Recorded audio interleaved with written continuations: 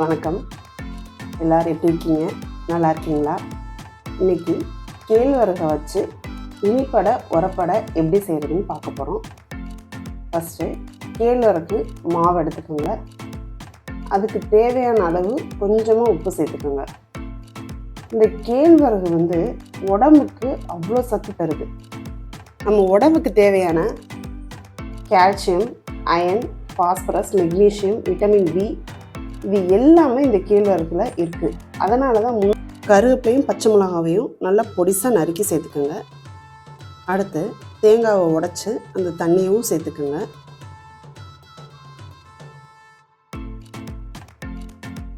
இப்போ என்கிட்ட ஏலக்காய் பொடி இல்லை, அதனால தேங்காவை அரைக்கும் போது ஒரு 3 அல்லது 4 ஏலக்காவை சேர்த்து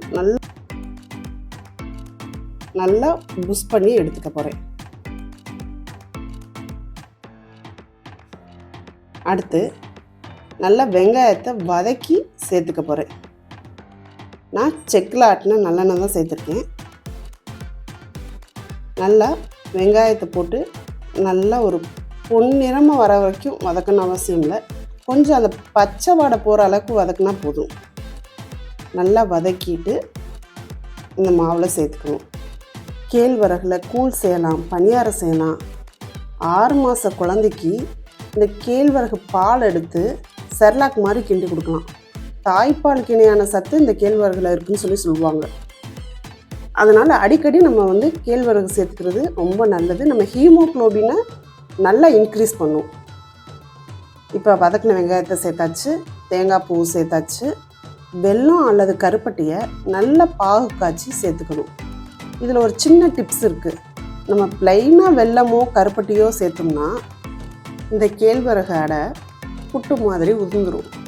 அதனால் வெல்லமோ கருப்பட்டியோ எது வேணாலும் பாகு காய்ச்சி சேர்த்துக்கலாம். அதோட கொஞ்சம் சீனி சேர்த்து காய்ச்சிக்கோங்க.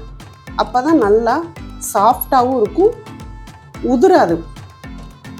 அடுத்து உரப்படை செய்ய போகிறோம். அதுக்கு திருப்பி மாவு எடுத்துக்கோங்க. கொஞ்சம் போல் உப்பு சேர்த்துக்கோங்க. இதுக்கு நம்ம வெங்காயத்தை வதக்கணும்னு அவசியமே கிடையாது. வெங்காயத்தை நம்ம பச்சையாகவே சேர்த்துக்கலாம். வெங்காயம், பச்சை மிளகாய், கருவேப்பிலை எல்லாத்தையும் சேர்த்துக்குங்க. மிளகு ஜீரகத்தை நல்லா பொடி பண்ணி சேர்த்துக்குங்க. ரொம்ப சேர்க்க வேணாம். ஒரு வாசத்துக்கு ஒரு ஸ்பூன் அளவு சேர்த்தா போதும். நல்லா வாசமாகவும் டேஸ்டாகவும் இருக்கும். 2 பட்டை மிளகாய் பிச்சு போட்டுக்கலாம், அதுவும் நல்லாயிருக்கும். எல்லாமே நம்மளோட க்ரியேஷன் தான். ஒன்று ஒன்றா செஞ்சு பார்த்தோம்னா அதோட சுவை கொஞ்சம் கூடுதலாக இருக்கும். அடுத்து தேங்காய் சேர்த்துக்கோங்க. இப்போ தேவையான அளவு தண்ணி ஊற்றி நல்லா பிணைஞ்சி எடுத்துக்கணும். ரொம்ப கெட்டியாக சப்பாத்தி மாவு அளவுக்கு பிணைஞ்சிடாதீங்க. கொஞ்சம் நெழுகலாக பிணைஞ்சி எடுத்துக்கோங்க. இந்த மாதிரி நிறைய ரெசிபிஸ் நம்ம சேனலில் அப்லோட் பண்ணியிருக்கேன், போய் செக் பண்ணி பாருங்கள். வேறு என்ன ரெசிபிஸ் வேணுங்கிறதையும் சொல்லுங்கள், நான் அடுத்த வீடியோவில் அப்லோட் பண்ணுறேன். இப்போ நம்ம அடையை சுட்டு எடுத்துக்கலாம். தோசைக்கல்ல நல்லா காய வச்சுக்கோங்க. இப்போ ஒரு பிளாஸ்டிக் கவரை நல்லா கழுவி எடுத்துட்டு அதில் ஒரு ஸ்பூன் எண்ணெய் விட்டுட்டு கையை நல்லா கழுவிட்டு மாவை நல்லா உருட்டி அந்த பேப்பரில் வச்சு தட்டுங்க. நல்லா தண்ணி நனைச்சிட்டு மாவடுங்க. அப்போ தான் கையில் மாவு ஒட்டாது பிசு பிசுன்னு. அடையை தோசைக்கல்ல வச்சிட்டிங்கன்னா திருப்பி கையை கழுவிட்டு மாவடுங்க. அப்போ தான் மாவு ஒட்டாது. நல்ல பிளாஸ்டிக் பேப்பரில் ஒரு ஸ்பூன் அளவுக்கு எண்ணெய் விட்டு தட்டுங்க மாவை. நீங்கள் தோசைக்கல்லையே வச்சிட்டிங்கனாலும் கொஞ்சம் மாவை தண்ணி தொட்டு அந்த தோசைக்கல்ல லைட்டாக தட்டினா கூட அடை கனமாக இல்லாமல் லேசாக இருக்கும். நல்லா நல்லெண்ணெய் விட்டு சுட்டெடுங்க.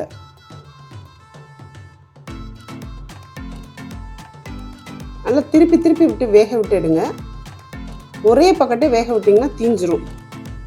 இதே மாதிரி எல்லா மாவையும் சுட்டு அடை வார்த்து எடுத்துக்கலாம்.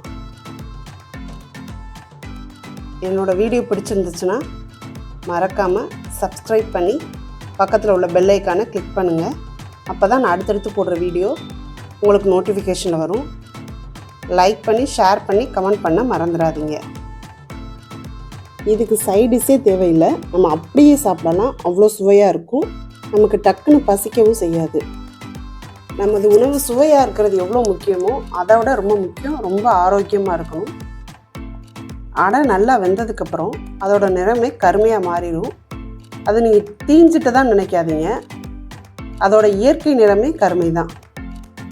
அடை நல்லா வெந்துருச்சு. இப்போ பிளேட்டில் மாற்றிக்குவோம். மீண்டும் அடுத்த ஒரு நல்ல வீடியோவில் சந்திப்போம். அதுவரை அன்புடன் நன்றி, வணக்கம்.